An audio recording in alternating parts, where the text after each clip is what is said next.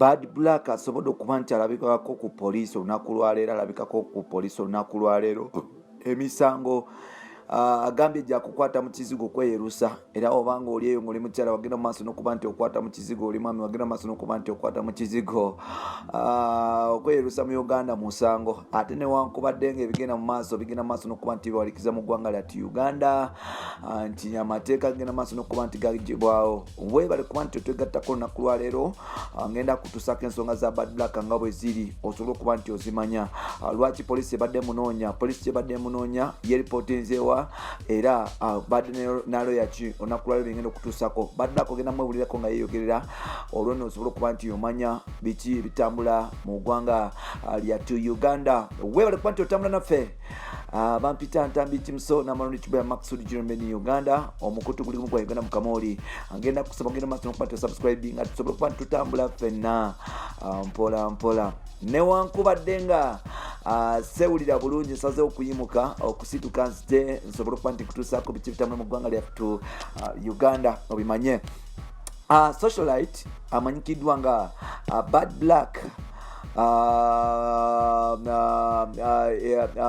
empengere egaze ku ludda lwe, emberenge emaze negaga ku ludda lwe, nti agenda mu maaso n'okuba nti ayigibwa okunoonyezebwa poliisi olw'emisango egyekuusa ku bufere bwagenda mu maaso n'okuba nti yakola ku bantu ab'enjawulo mu ggwanga lyatu Uganda.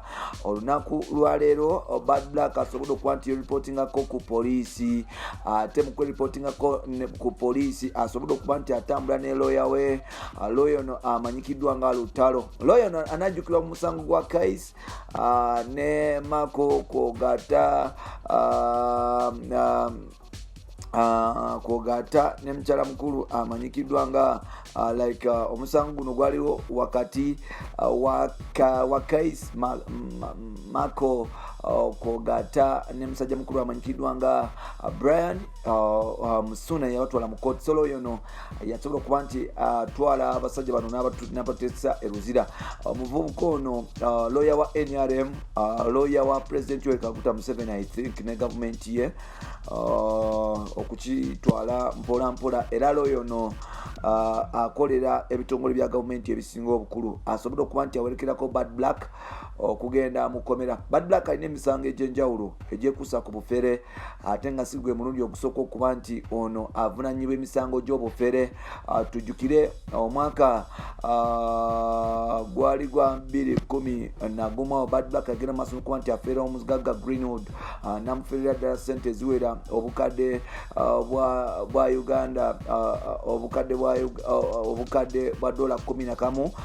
Kogata yali muninkiniwe ebiseera ebyamanyikiddwa nga Bad Medicine Tongo.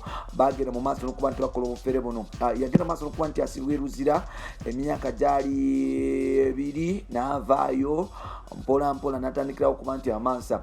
Black we yavaayo abantu abasinga balowooza nti oboli awo ayiza akyuse, kumbe ng'emize gigenda maaso n'okuba nti gyeyongerayo. So yagenda maaso n'okuba nti afera abantu abalala awo kw'ogatala ekitongole ekya Minister of Health yagenda maaso n'okuba nti akitabukira nti kyamukozesa mu nsonga za COVID okujja bamalayo ku nguudo, n'afera Bannayuganda ssente mpitirivu, era nga kiremezo okuba nti bamuwa miliyoni nga 5 okusobola okuba nti akola emirimu egyo. Bad Luck yagenda maaso n'okuba nti anyakula abantu abalala okuli sijja bamenya mannya, naye yagenda maaso n'okuba nti anyakula abantu abalala. So poliisi yavuddeyo ng'emunoonya olw'emisango gy'ekiteebereza. Bad Luck lunaku lwaleero asobodde okweyanja ku poliisi era tutegeeza nti ali bulungi ddala, era tugenda kumukutuusako obeera nti omwewulirako. Black agamba nti ayagala nnyo eddembe lye, especially ayagala nnyo ebintu by'amateeka, kubanga ebintu by'okutwalira amateeka mu ngalo si birungi nnyo. So y'ensonga lwaki ayagala nnyo abantu abamukwata ne mutwala mu mbuga z'amateeka. Era nga Black avudde n'ategeeza Bannayuganda ne bafaani be abamwagala ennyo, abagoberezi be, n'abagamba nti ndi bulungi temwewaliikirira, ensonga zijja kugwa. Avuddeyo n'agaana okututegeeza ku nsonga lwaki basobodde okuba nti bamuyita ku poliisi, naye ng'ate amawulire ge tufuna ag'omunakibizo okuba nti obufere bwagenda maaso n'okuba nti ayitirira waliwo omusajja gwe yabba ssente mpitirivu ddala. n'ensonga bwe zityo. Black avudde ne defendinga tugenda kuba nti mukulusako omuleko nga yeeyogerera mpola ng'agamba nti talina musango gwonna era bano bonna bamututte mu mbuga z'amateeka agenda maaso n'okuba nti abamegga so tatidde kyedirira ajja agenda mu maaso n'okuba nti atambuza emirimu gye nga bwe giri.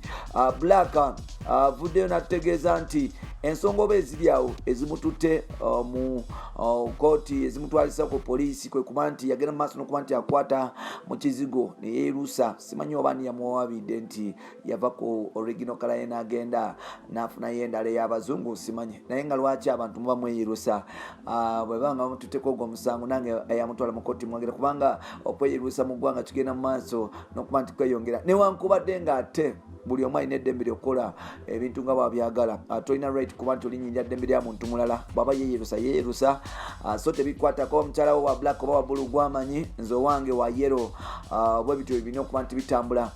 Mbebaza nnyo wena abatambula nange. Waliwo omukyala amanyikiddwa nga Rihanna Promise Kenzo yagenze mu maaso n'okuba nti agula t-shirt yange emitwalo 15. Big up on yourself, nkwagala nnyo na buli kyali wange nandiyagala. Big up on yourself katusoboke tukutuuseko badula kateni tukomewo mpola. Bannange muje baleko abantu mwena njagala bakakanya mubeere bakaka munyo indi fine just ate njagala abantu gwe omuntu wa bulijjo mwena njagala muyiga amateeka. Once the police summons you negamba nti ekwetaaga tewandika ku summon misango kali police nabadde nina okugenda okwereportinga and nvuddeyo bulungi nnyo ensonga za kizigo zakweyerusa ze zintuusizaawo naye nga tuli fine ndine loya wange njagadde obategeeza uyo. Bannange muje baleko abantu mwena njagala bakakanya mubeere bakaka munyo indi fine just ate njagala abantu gwe omuntu wa bulijjo mwena njagala muyiga amateeka. Once the police summons you negamba nti ekwetaaga tewandika ku summon misango kali police nabadde nina okugenda okwereportinga and nvuddeyo bulungi nnyo ensonga za kizigo zakweyerusa ze zintuusizaawo naye nga tuli fine ndine loya wange njagadde obategeeza uyo bamuyita Lutalo mumumanyi loya wa Ssuuna oyo. So but I'm very fine, I'm home, I have reported myself to police.